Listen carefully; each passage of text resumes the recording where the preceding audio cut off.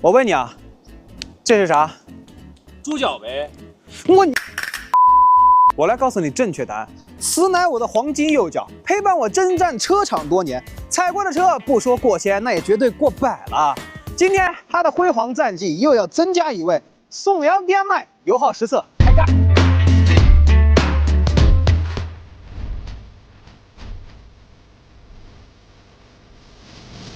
OK， 汇报一下，咱们今天呢是 HEV 加 Eco 模式，能量管理呢选择 AI 能耗管理，能量回馈选择标准。天津这边并不是很热啊，空调呢咱们肯定还是全程开放，设置24度，然后自动风。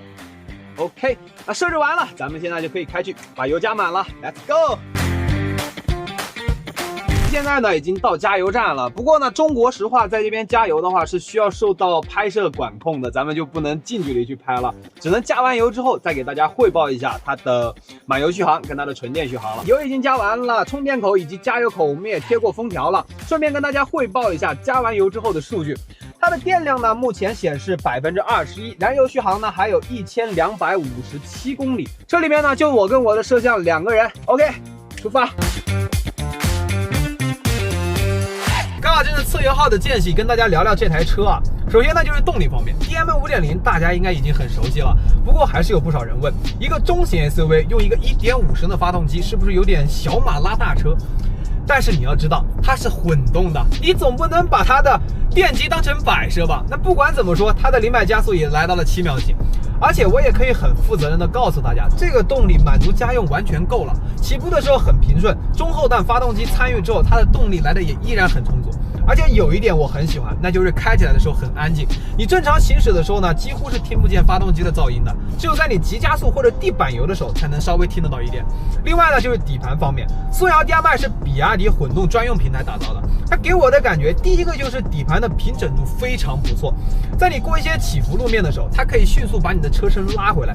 第二个呢，就是转弯半径很小，只有5.42米。那正常道路你去掉头，基本上一把方向就可以打过来了。那机械层面呢，它用的是前麦弗逊加后异形4多连杆，整体的调教呢还是偏向于家用和舒适，转向也很轻盈，给我的感觉呢就是挺好开的。而且呢，这台车还搭载了 FSD 可变阻尼减震器，它可以自动识别路况去调节悬架的阻尼，对于路面颠簸的过滤处理的也很到位。即使是你去一些非铺装的烂路，它也是完全 hold 得住的。那最后呢，再跟大家汇报一下今天的测试路况，主要还是以城区和快速路为主。那这种路况呢，对于油耗测试并不是很友好啊，而且天津这边也挺堵车的，走走停停的，所以我还是蛮期待这台宋阳 DMI 在我的黄金右脚之下到底会有怎么样的一个成绩，你们也可以期待一波。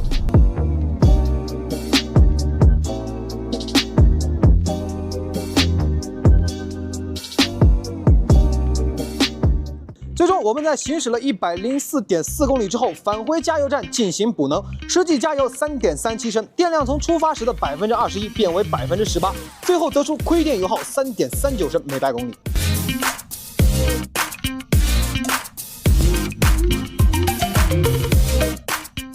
那最后呢，再跟大家分享几个我比较喜欢的点啊。第一个呢就是配置，宋阳 DMI 全系标配全景天窗、前排双层隔音玻璃、后排隐私玻璃、全景影像、行车记录仪、手机 NFC 钥匙等等等等。第二个，横平竖直的中控布局，加上大面积的软包以及装饰板，整个内饰的氛围很精致。第三个，眼镜盒的设计，这个设计很多车型都取消了，但我觉得还是挺实用的，尤其是在夏天，眼镜用完之后直接放进来，防止丢三落四。